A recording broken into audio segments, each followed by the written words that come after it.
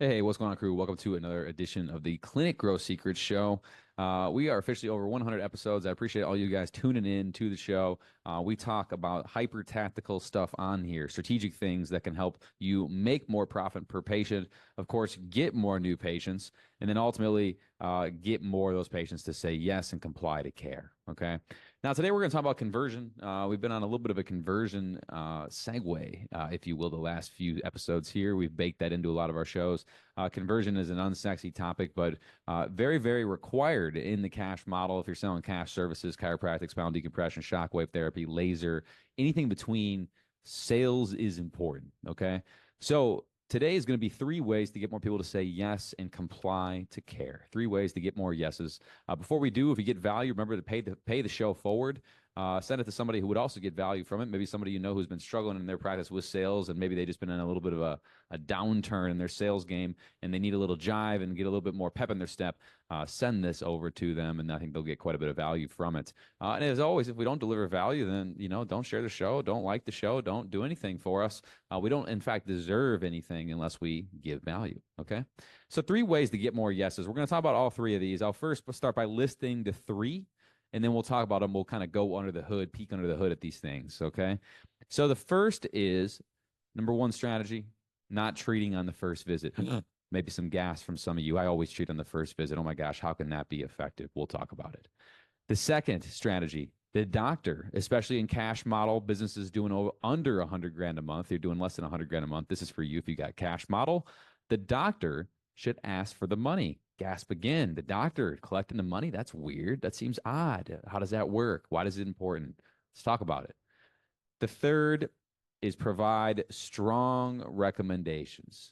Have conviction in your recommendations, make them strong, and just be sold on your own recommendations and make them wishy-washy. Okay, we're going to unpack that at length here. Okay, so the first strategy is number 1, don't treat on the first visit. Okay, now as we unpack the strategic approach here, as always, a disclaimer with most things in healthcare. If somebody comes in and they're in massive pain, they're totally acute, they're messed up, by all means, get that person taken care of. Okay. For everybody else that comes in and they have moderate pain to severe pain that isn't limiting them in their whole life in terms of like they can't even stand up, this can be a good approach. Not treating, not providing a service on the first visit. Now, how can this be helpful? How would this work? Doesn't it make more sense that we believe in our adjustments so much that if we just adjust or we just provide service on day 1, the patient that the service is going to sell itself and the patient's going to pay in full without any other strings attached? Yes, that is great on paper. Okay. However, if you're selling corrective model, okay, decompression, neuropathy stuff, chiropractic, that 10 or more visits, 10, 20, 34, 36 visits, it can be helpful to not adjust on the first visit because it incentivizes the patient to come back and listen to the entire report. And it also helps the patient have a better mindset about a holistic lifestyle change. Okay. So when we treat on the first visit, what can typically happen, especially when the patient doesn't know a lot about chiropractic, they're kind of ignorant, they believe a certain thing, which is probably not true about the adjustment, then what we can do is that we can actually not adjust on the first visit to get them to come back, but then also to better understand, hey, look, it's not going to be one adjustment that fixes this problem.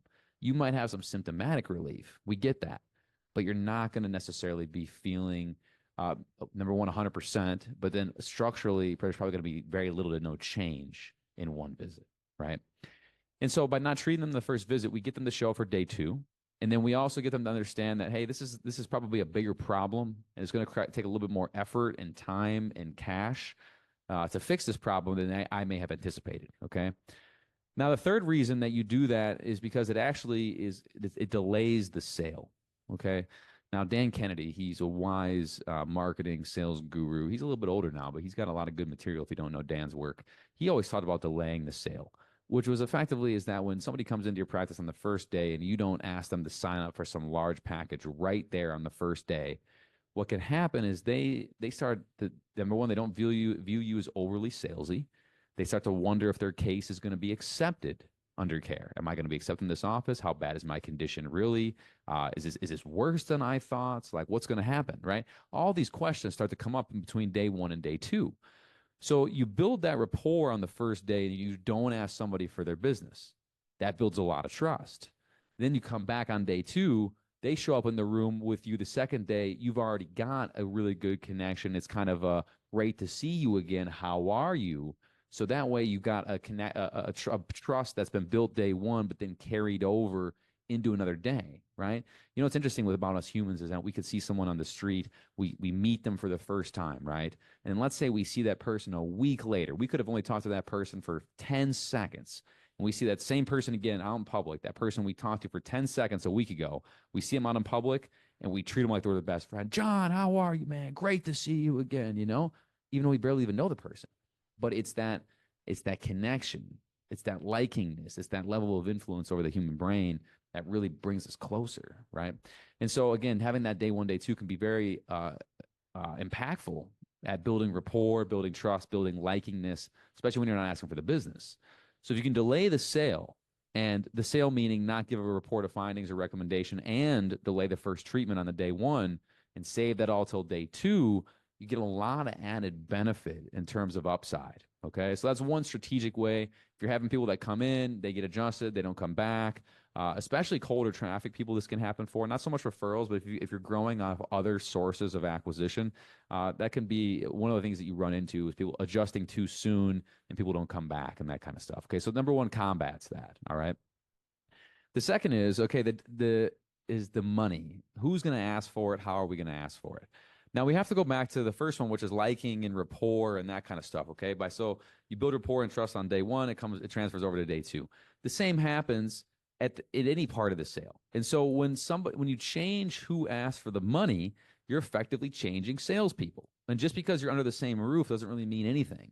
So a lot of times what can happen for colder traffic leads is the doctor has people coming in, the doc meets them on day one, the doc comes back on day two, they give the report, and then they say, hey, here's everything that you're going to need. I'm going to recommend 24 visits out of the gate over the next 6 to 8 weeks. And then Jenny's going to be in to take your payment. What questions do you have for me? And the person's like, oh, no questions. And then Jenny comes in, and then the person sitting there throws Jenny a bunch of objections because they don't have rapport with Jenny. They don't have the authority that the doctor has. So Jenny has less authority than the doctor, right?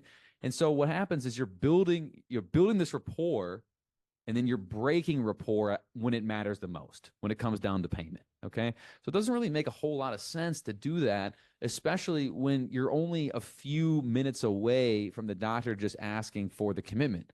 Now, the doctor doesn't have to actually physically come in and take the money and process the payment, but the doctor does have to get the person to commit so that when the doctor transitions the patient to the CA or to the office manager who's then going to take the payment, the doctor can go up to the front and say, hey, Jenny, this is Teresa. Teresa's going to go ahead and get started with care with us. She wants to do the pay in full, and we've covered everything that she has in terms of questions. Okay, Teresa, Jenny's going to get you taken care of. She's going to process your payment. We'll get your adjustments set up, and I'll see you soon for your first adjustment, okay, or for your second adjustment if you did it that day, whatever. So at the end of the day, you can see how the doctor just has to get the commitment. They don't need to literally process the money. They just got to make sure the person's committed to making this investment in their health, because again, you can break rapport. Now, if you're doing only referrals and you're growing largely on referrals, well, then that's okay. You can sometimes use the other person, such as the CA or office manager, to collect the money because the person's going to buy either way. They're a referral. There's already that trust there. We always say, again, as long as you don't got your pants off, the referral typically commits to care, right? So again, this is for colder traffic, for practices that are hungry, that are like, hey man, we're going to grow on ads, we're going to grow on email, we're going to grow on posting, we're growing more on word of mouth. And these people, because it's not word of mouth, they're going to have less trust. We need to have rapport built the whole way. We need to leverage the authority to maximize that. We need to get the doctor to ask for the money, or at least get the commitment to the recommendations that have been prescribed. Okay, so that's number two. So the first is don't treat on the first visit, because it incentivizes them to come back and they have a better mindset around everything. And then second is the doctor should ask for the money or get the commitment to the plan before they transition the patient up front. Okay. Now the third is provide strong recommendations. So that's kind of a vague thing. So let me break this down. So when you go to the MD or when you go to the dentist, they don't say, John, well, we can get started with this, or, we could also do this, but there's certain situations where we might want to consider this as well. They don't say that shit. They're like, hey, this is what you need. Here you go. Take it or leave it. This is what you need. Okay. Doesn't matter if it's pills, doesn't matter if it's surgery, doesn't matter what it is. They say, this is what you need, right? Go do this. Because people are buying certainty, they're buying conviction. And so when we make recommendations that are kind of wishy washy, that's just not what the patient's looking for. And so it's easy to have the patient becomes majorly skeptical when they get stuff like that. And so we want to avoid those situations. And so if we break down the recommendations, the first thing that we have to consider is how do we still give the patient the illusion of choice without lowering the strength of our recommendations? So here's the big tactical thing here is that we give them the illusion of choice by how many sessions or visits they want, not by letting them choose that component. So what I mean by that is we don't say, hey, like, do you want to do 12? Do you want to do 36? Do you want to do 24? Well, how do you want to do that? Instead, we make one recommendation in terms of number of sessions and number of visits. But what we do then is we give them different options to pay for the service. So the options exist not in the number of visits or number of sessions, but the options exist in how they want to finance the recommended sessions. So here's an example of a recommendation with lower strength. Okay. John, we can get started today. We could do 24, we could do 18, we could do 12. Which one would you want to do? Okay. Not the strongest recommendation. Most people are just going to choose 12. It's the cheapest price. It's the lower barrier of entry. They're ignorant. It provides no upside to the business. I mean, you might as well not even had 18 or 24 on there. Okay. Now, with a really good pricing model, you could probably get most people to choose the 18 just by how it's priced. But that's you're missing the point is that it's just not a very strong recommendation because the patient doesn't know, like, okay, well, how long is it going to take me to really get better around here? Is it going to be 18? Is it going to be 24? Is it going to be 12? Like, if I'm not going to feel better at 12, I don't want to do 12, but I don't want to pay for 24 if I don't need to do 24. You know what I mean? So it's not a very strong recommendation, right? The higher strength recommendation would be, John, we're going to recommend 24 visits, and here's the different ways to pay for that. We can do monthly, $550 a month for 3 months, or we can do one pay in full for $1485. That's a 10% discount, John. Which one of those would be easiest for you, right? That's the easiest one because now I'm getting 24 every time, which makes the business more predictable in terms of cash flow, in terms of patient volume, in terms of collections, because I know that every time I get a sale, I'm getting 24 visits to start. And then many of the patients are going to go to recommended care after that, lifestyle care, maintenance care. But it's a strong recommendation because the patient's like, okay, cool. This doc knows this guy knows I'm going to need 24 visits. I'm going to be good. I'm going to be good after 24. Like people are feeling like that. They're like, hey, this gal, she's certain that 24 is going to get me feeling right. I'll do the 24. And hey, like, I don't really want to pay in full. It's a little bit out of the pocket right now, but I'll pay $550 a month, right? So either way, the patient wins and you win. They get strong recommendations. They get longer term care, which ultimately gives them better and has a better chance of realigning the spine. And then ultimately from there, they have a better chance of just saying yes to you because you have stronger recommendations and you'll get more money up front, right? So that's an example of higher recommendations, or excuse me, higher strength recommendations. There's also the lower strength, which is more of like breaking out number of sessions or doing like things like a la carte. So just making things very simple for your patients, keeping the system congruent the whole time. The doctor laying out the recommendations, then asking which one works for them in terms of which one do you want to commit to, not adjusting on the first visit, which can help incentivize the show for day 2. It also helps incentivize that, hey, like, this is going to be a little bit longer of a play here. We're not getting adjusted day 1 because we know that one adjustment's not going to solve your problem. We know that. Okay. So again, all these 3 things can help get more yeses to care, guys. And these are 3 of many, many strategic ways to get more yeses. However, they're very easy to implement. Don't adjust day 1. Incentivize yourself for day 2, report of findings and a good compliance. Doctor should ask for the money. It's going to take a whopping 30 seconds to 90 seconds more to like ask a patient to say which one do you want to commit to, and then make the recommendations strong. Don't give a weird number of sessions, right? This isn't like going and getting like a waterbed massage, guys. For most of you, like massage therapy is completely different, but this isn't like going to the mall and getting like one of those quick massages, right? Like most people listening are running some sort of corrective approach where they're looking to correct the problem that the patient has at hand. And with that, the rapport lies with you as the doc. So asking for money on the backside, it can help get more people say yes to your care. So if that was helpful, guys, share the show. If not, as always, let me know what we can do better around here. I thoroughly enjoy making the show. I've been a patient of care for a long time. We worked at a little over 200 different offices and their marketing and sales strategies.